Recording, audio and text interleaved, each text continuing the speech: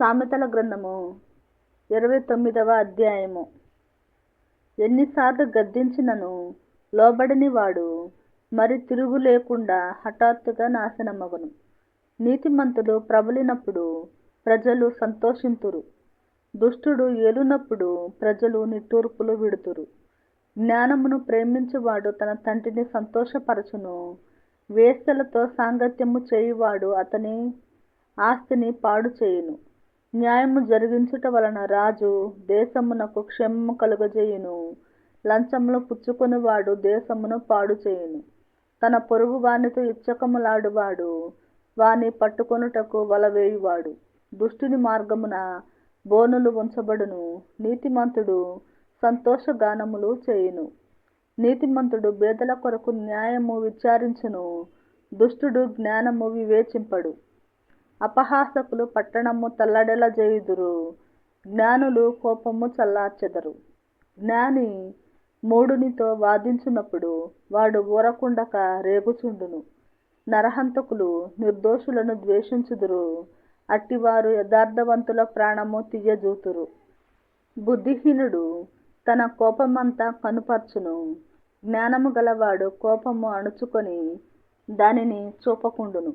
అబద్ధములను ఆలకించు రాజునకు ఉద్యోగస్తులందరూ దుష్టులుగా నుందురు. బీదలను వడ్డీకిచ్చువారును కలిసి కొందురు.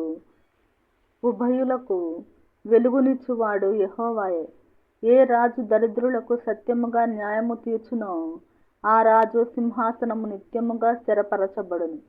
బెత్తమును గద్దింపును జ్ఞానము కలుగజేయును. అదుపులేని బాలుడు తన తల్లికి అవమానము తెచ్చును. దుష్టులు ప్రబలినప్పుడు చెడుతనము ప్రబలును, వారు పడిపోవుటను నీతిమంతులు కన్నులారా చూచెదరు. నీ కుమారుని శిక్షించిన ఎడల అతడు నిన్ను సంతోషపరచును, నీ మనస్సుకు ఆనందము కలుగజేయును. దేవోక్తి లేని ఎడల జనులు కట్టులేక తిరుగుదురు, ధర్మశాస్త్రమును అనుసరించువాడు ధన్యుడు.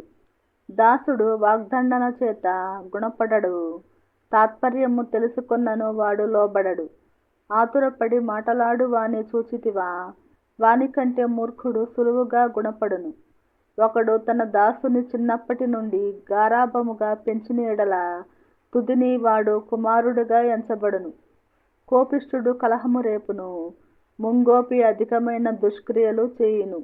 ఎవని గర్వము వానిని తగ్గించును, వినయ మనస్కుడు ఘనత నొందును. దొంగతో పాలు కూడువాడు తనకు తానే పగవాడు, అట్టివాడు ఒట్టు పెట్టినను సంగతి చెప్పడు. భయపడుట వలన మనుష్యులకు ఉరి వచ్చును, యెహోవా యందు నమ్మిక యుంచువాడు సురక్షితముగా నుండును. అనేకులు ఏలువాని దయ కోరుచుందురు, మనుషులను తీర్పు తీర్చుట యెహోవా వశము.